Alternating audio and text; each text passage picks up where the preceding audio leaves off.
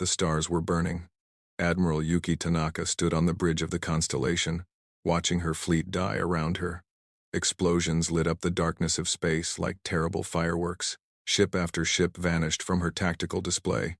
Red dots blinked out. Each dot was a vessel. Each vessel held 1,000 souls. "Admiral, we have lost the Defiance and the Iron Will," her first officer reported. His voice was steady, but his hands were shaking. "The enemy is breaking through our left flank." Yuki gripped the railing until her knuckles turned white.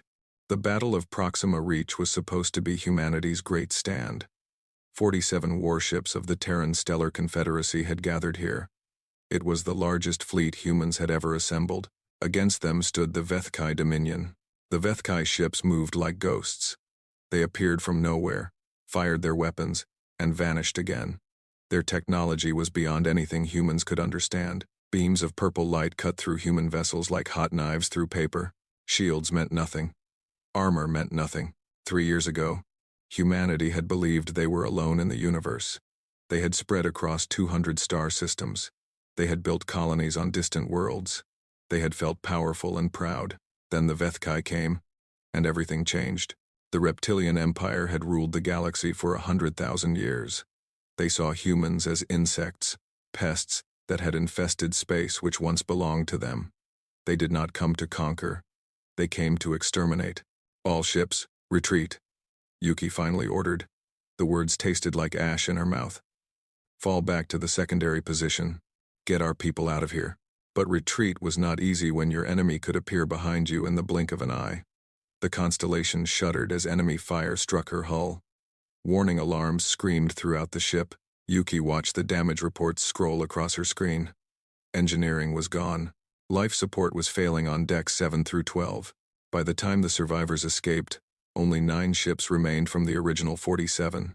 The Battle of Proxima Reach was over. Humanity had lost.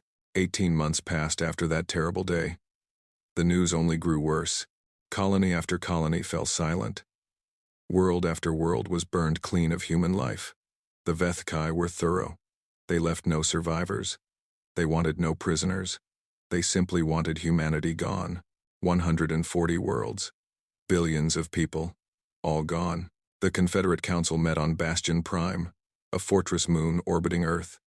It was humanity's last stronghold, protected by every remaining weapon and ship. The council chamber was filled with tired, frightened faces. Presidents and generals, scientists and admirals, they had gathered to discuss the impossible question. How do you fight an enemy you cannot defeat? "Our fleet is reduced to 200 vessels," Admiral Chen reported. He was an old man now, aged beyond his years by the weight of defeat. "The enemy has 10,000 ships in our space alone. We cannot match them. We cannot outrun them. Every battle we fight, we lose." Counselor Sarah Obi stood slowly. She was the leader of the African Union colonies, and her face was carved from grief. "Then what do you suggest? Surrender?" "The Vethkai do not accept surrender. They only accept death." "Perhaps we should evacuate," another counselor suggested. "Take our remaining ships and flee. Find somewhere the Vethkai cannot follow." "There is nowhere," Admiral Chen replied. "Their empire spans 10,000 worlds. The galaxy is their home. We are just visitors they wish to remove." Silence fell over the chamber. It was the silence of despair, the silence of people who had run out of hope. Then a man stood up in the back of the room. He was not a general or a president. He was a historian named Marcus Webb, a thin man with gray hair and tired eyes. Most people in the room did not know his name. But he had spent his life studying the past, and now he believed the past might save the future. "There is another option," Marcus said. His voice was quiet, but something in it made people listen. "I have spent 30 years studying ancient human history.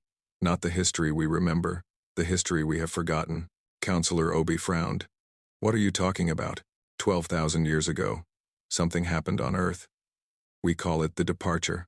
A group of humans, thousands of them, vanished from our planet. They left behind only stories and legends. Our ancestors called them the Elder Ones. They said these people walked among the stars before the first city was built." A general laughed bitterly. "You want us to believe in fairy tales? We are facing extinction, and you speak of myths. They are not myths," a new voice said. Everyone turned to see a woman stepping forward. She was Dr. Amara Okonkwo, a xenoarchaeologist who had spent her career digging through ancient ruins. She carried a tablet computer, and her eyes burned with intensity. "I have found proof," she said.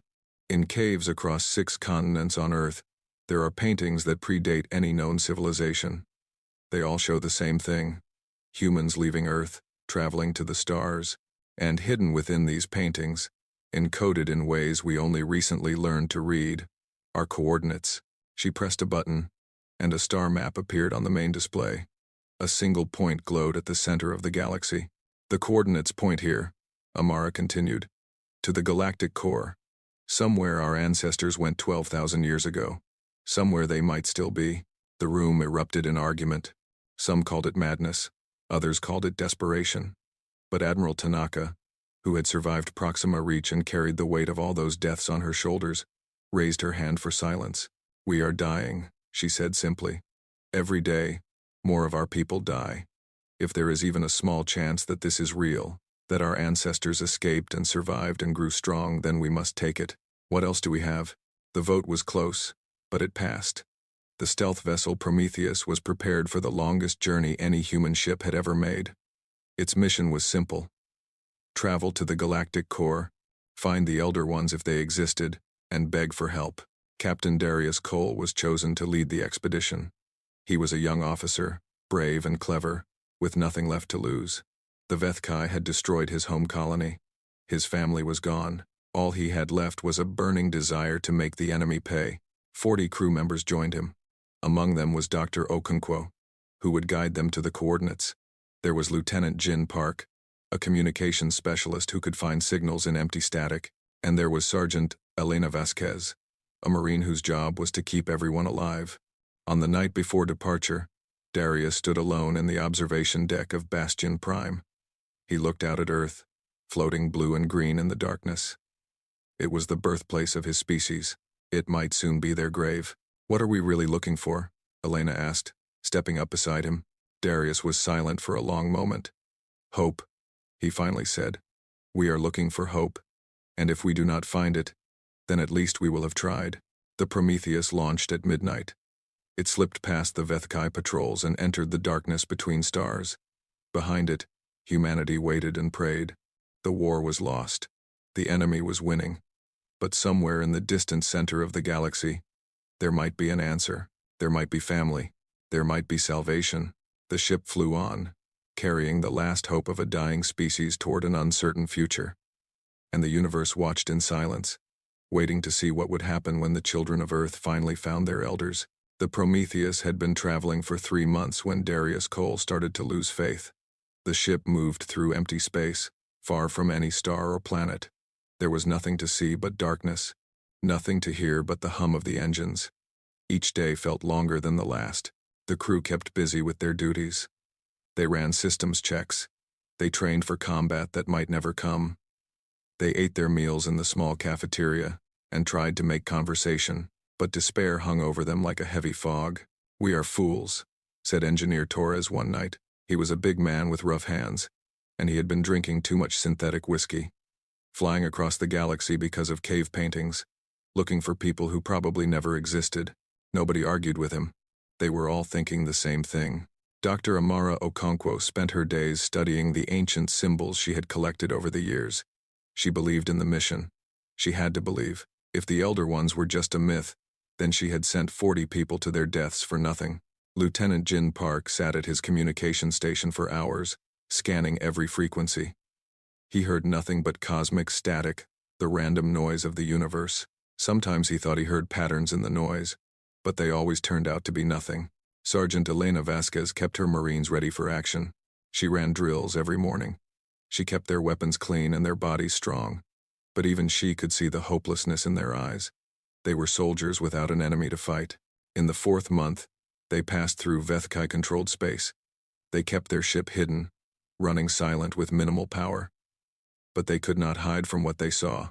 Dead worlds drifted past their windows. Planets that had once held human colonies were now burned and black. Debris fields floated where space stations had been twisted metal and frozen bodies spinning slowly in the void. Darius ordered the crew not to look, but people looked anyway. They needed to see. They needed to remember why they were on this journey. Jin intercepted Vethkai communications during this time. He recorded their messages and worked to translate them. What he found was strange. "They are talking about us," Jin reported to Darius. "Not our ship, humanity in general. They call us confusing names. Primitive scavengers. Vermin. But there is something else." "What?" Jin played the translated recording. A Vethkai voice spoke in cold, harsh tones. "The first prey has returned to trouble us. As our ancestors failed to cleanse them, so do we struggle now. The shame of 10,000 years must be erased." Darius leaned forward. "First prey? What does that mean?" "I think it means they have fought humans before," Jin said slowly. "Long ago. And they did not win completely. Someone escaped." For the first time in weeks, Darius felt something other than despair. He felt curiosity. And behind the curiosity, just barely, he felt hope. The Prometheus reached the coordinates in the 7th month. They arrived at a region of space that seemed completely empty. No stars, no planets, nothing but darkness stretching in every direction. Amara double-checked her calculations. The coordinates were correct. This was the place the ancient paintings pointed to. But there was nothing here. "Maybe the paintings were wrong," Torres said. "Maybe this whole thing was a mistake." "No," Amara insisted. "The coordinates are too precise to be an accident. Whoever left them wanted us to come here. There has to be something." She activated the signal beacon, a device she had built based on frequency patterns hidden in the cave paintings. It sent out a pulse of energy on a wavelength that humans had never used before. The pulse repeated every 30 seconds, broadcasting the same message into the void. They waited. 1 day passed. Then 2. Then 3. The crew grew restless.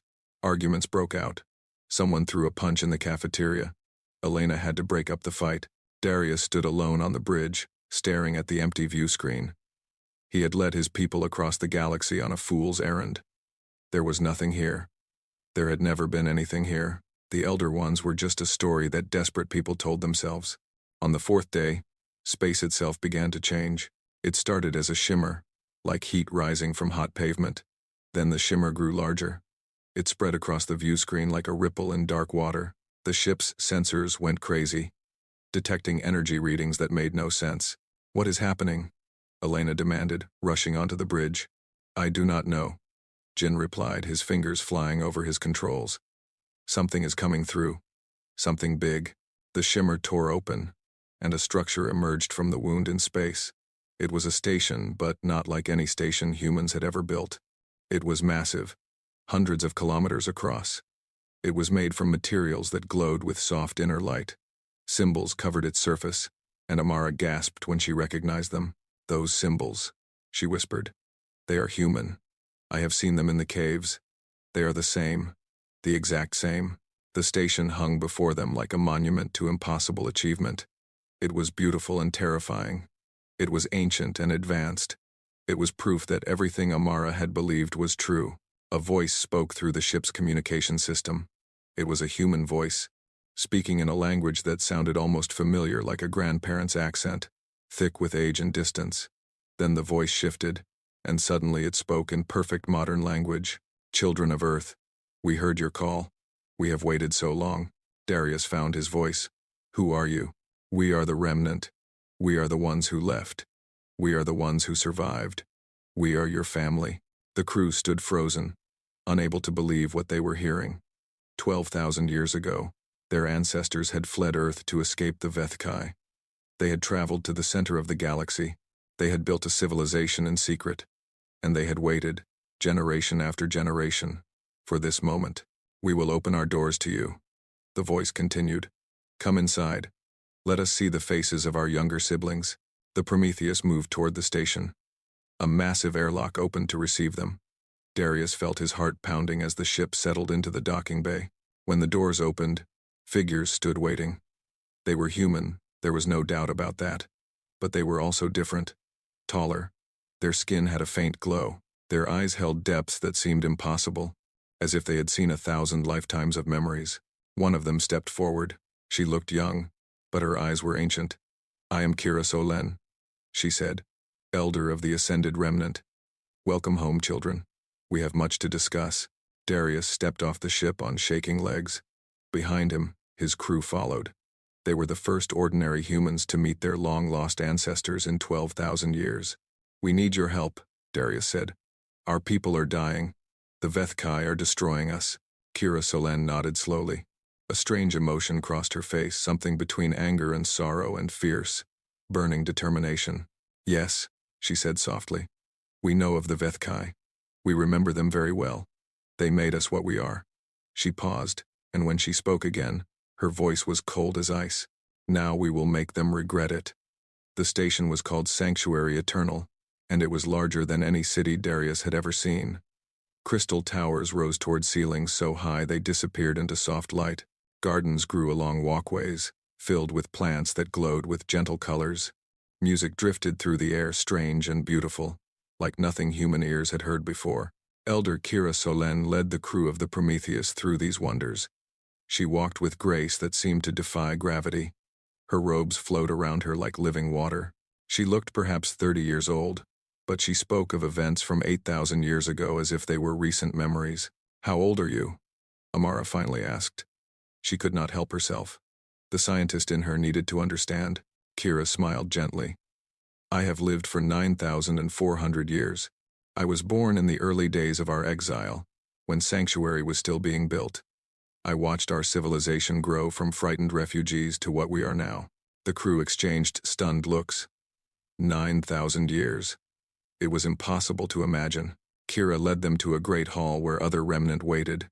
There were hundreds of them, tall and beautiful and strange. They looked at the Prometheus crew with curiosity and something that might have been affection, the way one might look at beloved younger siblings. "Sit," Kira said. "Let me tell you our story.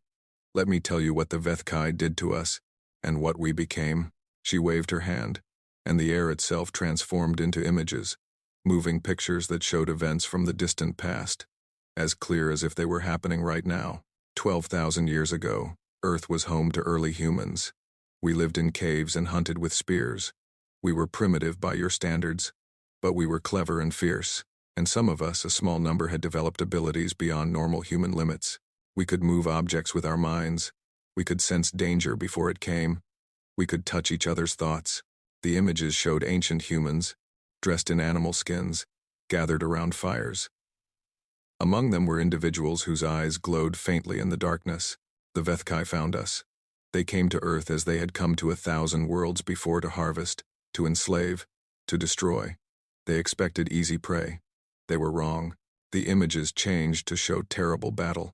Reptilian creatures with advanced weapons faced humans armed with nothing but rocks and fire. It should have been a massacre, but the gifted humans, those with the strange abilities, fought back in ways the Vethkai did not expect. They turned weapons against their users. They struck fear into enemy minds. They died by the thousands, but they took the enemy with them. "We hurt them," Kira continued. "We hurt them badly, and in that hurt, we found an opportunity. A Vethkai ship crashed, and we captured it. Our gifted ones studied it. They learned its secrets, and when the Vethkai returned with greater force, we ran." The images showed humans boarding a stolen ship. Men, women, children, the gifted and their families. They launched into the sky while their home burned behind them. 4,000 of us escaped that night. We flew blindly into space, using technology we barely understood. The Vethkai searched for us, but we hid in the spaces between stars. We found this place, the galactic core, where radiation and gravity made detection difficult, and here we stayed. Kira paused. The images faded. For 12,000 years, we grew. We learned. Our abilities became stronger with each generation. We developed technology that the Vethkai could not imagine, but we never forgot where we came from. We never forgot our siblings still on Earth. "Why did you not come back?" Darius asked. His voice was rough with emotion. "You could have helped us. You could have protected us." Kira's face filled with pain. "We made an oath, a promise sealed with blood and honor. We swore that we would never interfere with your development unless you called for us. We wanted you to grow on your own terms. We wanted you to become strong through your own struggles. And," she hesitated, "we feared that if we returned too soon, we might break something precious." "Break what?" "Your fire," Kira said softly. "Your passion. Your beautiful, terrible determination to survive against all odds. We remnant have gained much in our long evolution, But we have also lost something. We have become calm, patient, peaceful. We have forgotten how to rage against the darkness. We watched from afar as you built your civilization, and we saw in you what we once were burning bright, refusing to surrender, refusing to accept defeat. Amara stepped forward. You have been watching us? All this time? Always. We watched your first steps into space. We wept with joy when you reached the stars, and we wept with sorrow when the Vethkai found you again. Kira's ancient eyes glistened with tears. When your signal reached us, we knew the time had finally come. She clapped her hands, and the hall transformed. Walls became transparent, revealing what lay beyond. Ships floated in vast docking bays, hundreds of vessels made from the same glowing material as the station. They were sleek and deadly, built for war. 300 warships, Kira announced. The fleet we have prepared over millennia, waiting for this day. Technology that makes the Vethkai look like children playing with toys, weapons that can tear through their defenses like paper, and soldiers who have trained for thousands of years. Darius felt his heart racing. You will help us? You will fight with us? Yes, but there is a condition. What condition? Kira looked at him with those ancient, knowing eyes. We will not save you. We will not hand you victory as a gift. If we did that, you would never truly be free. You would depend on us forever. And when we are gone, you would fall again. She placed her hand on Darius's shoulder. Her touch was warm, and he felt something like electricity run through him. We will fight beside you, not for you. Your admirals will command the combined fleet. Your soldiers will lead the charges. We will provide our ships and our knowledge, but the courage must come from you. The victory must be yours. Lieutenant Jin spoke up. Why does that matter? A victory is a victory. No, Kira replied firmly. A victory given is charity. A victory earned is transformation. When this war ends, you must be able to stand on your own. You must know in your hearts that you faced the greatest enemy in the galaxy and defeated them through your own strength. Only then will you truly be free. The crew of the Prometheus looked at each other. They understood. This was not just about winning a war. This was about proving what humanity could become. Darius nodded slowly. We accept your condition. We will fight. We will lead. And we will earn our freedom. Kira smiled, a genuine smile that lit up her ancient face. Good. Then let us begin. Send word to your people. Tell them the Elder Ones have answered their call. Tell them to prepare for war. Darius moved to the communication station. His hands trembled as he prepared the message. He thought about Admiral Tanaka, who had survived Proxima Reach. He thought about the refugees huddled on Bastion Prime. He thought about every human who had died under Vethkai weapons. He typed the words. They are real. They are coming. Prepare for war. Behind him, Kira Solen looked toward the stars. Somewhere out there, the Vethkai waited, confident in their power, certain of their victory. They had no idea what was coming. The Vethkai made us what we are, Kira whispered to herself. They drove us from our home. They murdered our families. They forced us to evolve or die. Her eyes grew cold. Now we return the favor. Now they learn what happens when you try to extinguish a flame that refuses to go out. The message flew across the stars, carrying hope to a dying species. The war was about to change. The hunted were about to become the hunters, and the Vethkai, for the first time in their long history, were about to know fear. The remnant fleet emerged from subspace like ghosts materializing from shadow. 300 ships, each one a masterpiece of 12,000 years of advancement.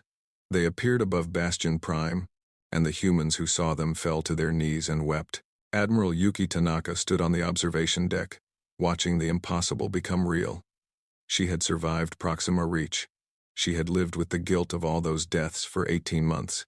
Now, looking at the graceful vessels hovering above Earth's moon, she felt something she had almost forgotten. Hope. Elder Kira's voice spoke through every communication channel on Bastion Prime. Children of Earth, we are the Ascended Remnant. We are your family. We have come to stand beside you. The time of hiding is over. The time of fighting has begun. Within a week, the combined fleet was organized. 200 Confederate ships joined the 300 remnant vessels. It was still far less than the 10,000 ships the Vethkai had deployed in human space. But these were not ordinary ships. And these were not ordinary soldiers. Kira kept her promise. Human admirals commanded the fleet. Human officers planned the strategies. The remnant followed their orders without question, sharing their technology and knowledge freely but never taking control. "You must learn to walk before you can ascend," Kira told Admiral Tanaka. "We will be your wings today, but someday, you will fly on your own." The first battle of the liberation came at Kepler's stand, a colony world that had been conquered 6 months earlier. The Vethkai had built a fortress there, using human slaves to construct their defenses. 50 enemy warships guarded the planet. The combined human fleet attacked at dawn. The battle began like all battles before Vethkai ships phasing through space, appearing and disappearing, firing their deadly weapons. They expected the same easy victory they had always achieved. They were wrong. Remnant technology allowed human ships to track the enemy through their dimensional shifts. Confederate gunners, using targeting systems they had learned just days ago, predicted where Vethkai vessels would appear. When the enemy materialized, human weapons were already firing. The first Vethkai ship exploded in a ball of purple fire. Then the second, then the third. Admiral Tanaka commanded from the bridge of the Rising Dawn, her new flagship. She watched her tactical display fill with enemy casualties. For the first time in 3 years, the red dots were blinking out on the other side. "All ships press the attack," she ordered. "Do not give them time to retreat. Make them pay for every world they have burned." The battle lasted 4 hours. When it ended, 42 Vethkai ships were destroyed. Human losses, 7 vessels. It was a victory unlike any humanity had ever known. On the surface of Kepler's stand, Sergeant Elena Vasquez led the ground assault. She dropped from orbit in a landing pod, her Marines packed tight around her. Beside them were remnant soldiers, beings who moved like water and struck like lightning. The Vethkai ground forces were fearsome. They stood 8 feet tall, covered in scales that could deflect small arms fire. They carried plasma cannons that could vaporize a human in seconds. They had conquered 10,000 worlds. They had never lost a ground battle. Until today. Elena's Marines hit the ground, screaming. They charged through enemy fire with reckless courage. Some fell, but others kept coming. They fought with fury that surprised even themselves, a primal rage that had been building through 18 months of defeat and humiliation. The remnant soldiers fought differently. They were calm, precise, efficient. They saw enemy attacks before they happened and moved out of the way. Their weapons never missed, but they watched the human Marines with something like awe. "Your people," one remnant soldier said to Elena during a brief pause in the fighting. "They fight as if death means nothing to them." "Death means everything to us," Elena replied, reloading her rifle. "That is why we fight so hard. Because every moment of life is precious. Because we refuse to let anyone take it from us." The remnant soldier nodded slowly. "We have forgotten that feeling. We live so long that death seems distant. You remind us what it means to be mortal." He smiled. "You remind us what it means to be human." The fortress fell by sunset. The human slaves were freed. They stumbled out into daylight, blinking and crying, unable to believe their nightmare was over. Elena watched them embrace their liberators, and for the first time in months, she allowed herself to smile. News of the victory spread across human space. Resistance cells on occupied worlds rose up. People who had hidden in fear suddenly found their courage. The message was clear. We are not alone anymore. Admiral Tanaka did not rest. She planned the next attack, and the next, and the next. World after world was liberated. The Vethkai, confused and frightened, began to retreat. During this time, the Prometheus crew fought alongside the fleet. Captain Darius Cole became a hero among human soldiers, the man who had found the Elder Ones and brought them home. He led strike missions behind enemy lines, using the stealth skills that had brought him across the galaxy. In one such mission, they captured a Vethkai commander, Overseer Kethral, a high-ranking officer who had personally ordered the destruction of 30 human colonies. He was brought before Admiral Tanaka and Elder Kira for questioning. Kethral was old for his species, nearly 2,000 years. His scales had faded to gray, and his eyes held ancient hatred. He looked at his captors with contempt. "You think you have won?" he hissed. "You have won nothing. A few battles. A few worlds. The Dominion has ruled for 100,000 years. We will crush you eventually. We always do. You have been saying that for 12,000 years," Kira replied calmly. "Yet here we are." Kethral's eyes narrowed. The ascended, the first prey that escaped. He made a sound like bitter laughter. Our ancestors should have burned earth to ash. They showed mercy. And look what grew from that mercy. Why do you fear us so much? Darius asked. We are just humans. You have conquered thousands of species. Kethral was silent for a long moment. When he spoke, his voice was different, quieter, older, tired. Every species we have conquered stayed conquered. They accepted their defeat. They bowed before us and served us or died. But humans, he shook his head, you do not accept anything. You fight when fighting is hopeless. You run when running is impossible. You survive when survival should not be possible. And when you escape, you do not stay weak. You grow. You evolve. You become something that can hurt us. He looked at Kira. Our ancestors drove you away in shame. They thought you would die in the void. Instead, you became this beings we cannot understand, with power we cannot match. And now your younger siblings do the same thing, fighting impossible battles, refusing to die. Kethral's voice dropped to a whisper. The Dominion has a prophecy. It speaks of a species that cannot be broken, a species that rises from every defeat stronger than before, a species that will one day end our empire. He looked at Tanaka, at Kira, at Darius. We believe that species is humanity. That is why we tried to destroy you. That is why we will keep trying. Tanaka leaned forward. Then you will keep failing. She ordered Kethral taken to a prison cell. Then she turned to her fleet commanders. The Vethkai are retreating to their homeworld. They are calling every ship, every soldier. They are preparing for their final stand. She looked at the star map, where a single world glowed red. Keth Prime, heart of the Dominion. We end this now. We take the war to their home. We finish what our ancestors started 12,000 years ago. Elder Kira nodded. The young will lead, the old will follow. This is as it should be. Admiral Tanaka gave the order. The combined fleet began to move. 500 ships, human and remnant, heading for the center of enemy power. The final battle was coming. The fate of the galaxy would be decided, and humanity, young and old together, was ready to face it. Keth Prime hung in space, like a jewel of darkness. The homeworld of the Vethkai Dominion was enormous, twice the size of Earth, covered in black cities that stretched from pole to pole. For 100,000 years, it had been the center of an empire that spanned the galaxy. No enemy had ever reached its surface. No invader had ever threatened its people. Until now, the combined human fleet emerged from subspace in perfect formation. 500 ships, 200 Confederate, 300 remnant, faced the greatest concentration of military power the galaxy had ever seen. 10,000 Vethkai warships formed a wall of metal and fury around their homeworld. Admiral Yuki Tanaka looked at the tactical display. The numbers were not in their favor. They were outnumbered 20-1. By any reasonable calculation, they could not win. But reason had never stopped humanity before. All ships. This is Admiral Tanaka, she broadcast to the fleet. Today we end a war that has lasted 12,000 years. Today we avenge every human who died under Vethkai weapons. Today we prove that humanity cannot be broken. She paused, letting her words sink in. Many of us will not survive this battle. I will not lie to you. But our children will survive.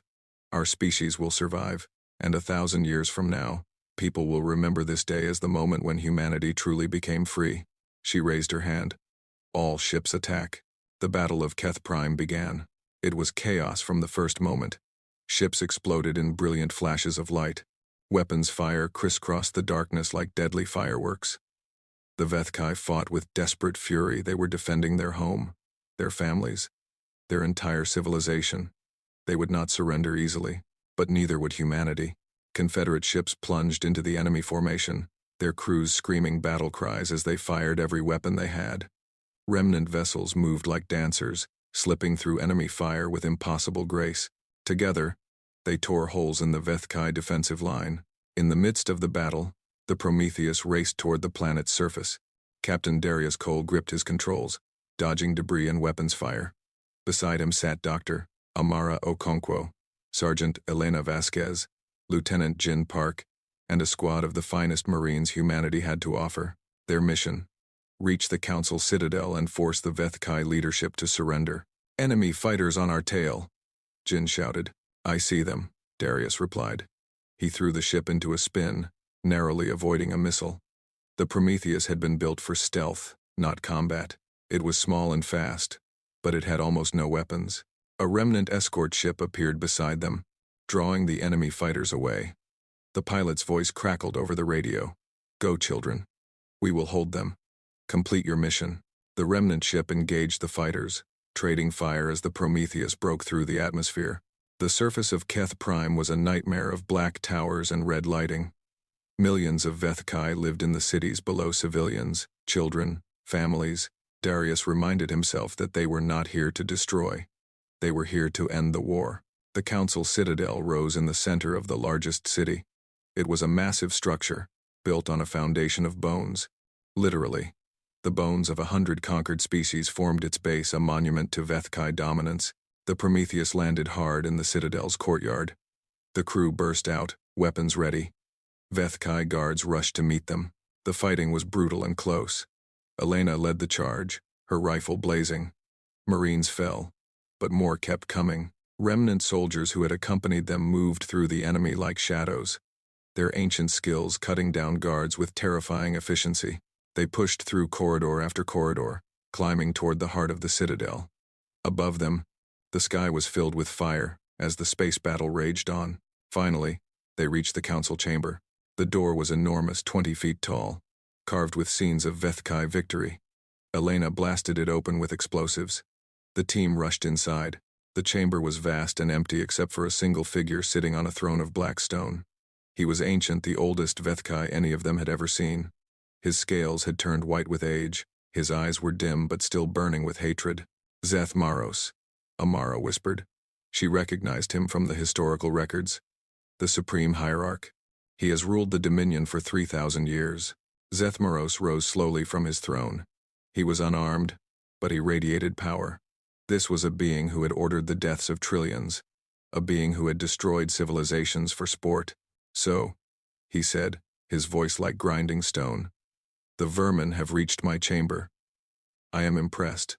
No enemy has ever come this far. The war is over," Darius said. "Your fleet is breaking. Your empire is falling. Surrender, and your people will live. Fight, and they will die." Zeth Maros laughed a terrible, cold sound. "Surrender? The Dominion does not surrender. We have ruled for 100,000 years. We will rule for 100,000 more." "No," a new voice said. Elder Kira Solen stepped into the chamber. She had followed the strike team down from orbit, moving through the battle with power beyond anything the Vethkai could match. Now she faced the Supreme Hierarch, two ancient beings confronting each other across 12,000 years of history. "I remember you," Zeth Maros said. His eyes narrowed. "You are one of the first prey, the ones who escaped. I remember you too," Kira replied. "You commanded the fleet that attacked Earth.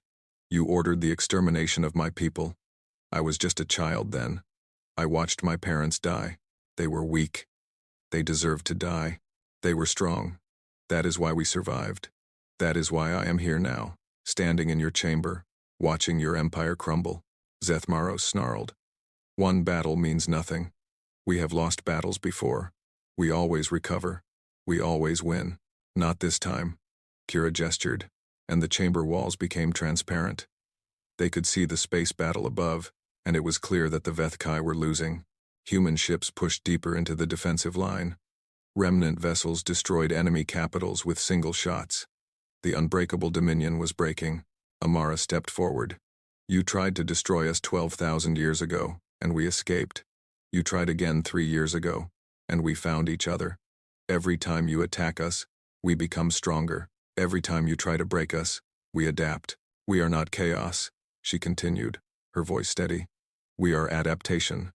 Every time you tried to destroy us, we became something more. You created the remnant by trying to enslave us. You united our species by trying to divide us. You are the architects of your own defeat." Zeth Maros looked from face to face. He saw no fear. He saw no weakness. He saw only determination, the same determination that had haunted Vethkai nightmares for 12,000 years. For the first time in 3,000 years, the Supreme Hierarch felt afraid. Kira spoke again, her voice cold. "You have two choices. Surrender unconditionally, and your species will live. The Dominion will be dissolved, but the Vethkai people will survive. Refuse, and we will destroy you utterly. Every ship, every city, every trace of your empire will be erased from history. You would not. Zethmaros whispered. You do not have the strength. We have the strength, Darius said. The question is whether you have the wisdom to accept defeat. The chamber fell silent. Above them, another Vethkai battleship exploded. The battle was ending. The war was ending. An empire that had lasted 100,000 years was finally falling. Zethmaros closed his ancient eyes. When he opened them, something had changed. The hatred was still there, but beneath it was something new. Acceptance. I surrender, he said. The word seemed to cause him physical pain. The Dominion surrenders. 1 year later, Darius Cole stood on the steps of the Confederate Parliament building on Earth. The sky was blue. Children played in nearby parks. The war was truly over. Beside him stood Elder Kira Solen. The remnant fleet had remained for a year, helping humanity rebuild. Now they were preparing to leave, to return to their hidden civilization at the galactic core. Will you come back? Darius asked. Perhaps. Someday. Kira smiled. We are leaving teachers behind, young remnant who want to learn what they have forgotten. And you will have our technology, our knowledge. You will grow strong. What did you forget that you need to learn from us? Kira was quiet for a moment. We gained the stars. We gained immortality. We gained power beyond imagination. But we lost something precious, the fire that burns in your hearts, the passion that makes you fight against impossible odds, the love that makes every moment precious because you know it will end. She looked at the children playing, and her ancient eyes were soft. You kept the fire. Never lose it. A remnant ship descended from the sky, waiting to take Kira away. She embraced Darius one final time. We will watch over you, she promised. Always. You are our family. Then she was gone, rising into the sky, vanishing among the stars. Darius watched until the ship disappeared. Then he turned and walked toward the Parliament building. There was work to do. Colonies to rebuild. A civilization to strengthen. A future to create. The Vethkai had believed they were the end of history. They had believed their empire would last forever. They were wrong. Humanity endures. Humanity adapts. And humanity, given enough time, becomes something even gods learn to fear. In a park nearby, children played a game. Humans versus aliens. The human team always won. An old veteran sat on a bench, watching them. He was missing an arm, lost in the Battle of Keth Prime, but he was smiling. The universe stretched out above them, infinite and mysterious. And somewhere in that vast darkness, the elder ones watched their younger siblings with pride. The war was over. A new age had begun. And humanity, young and old, mortal and immortal, burning with fire that refused to die, stood ready to face whatever came next. Together,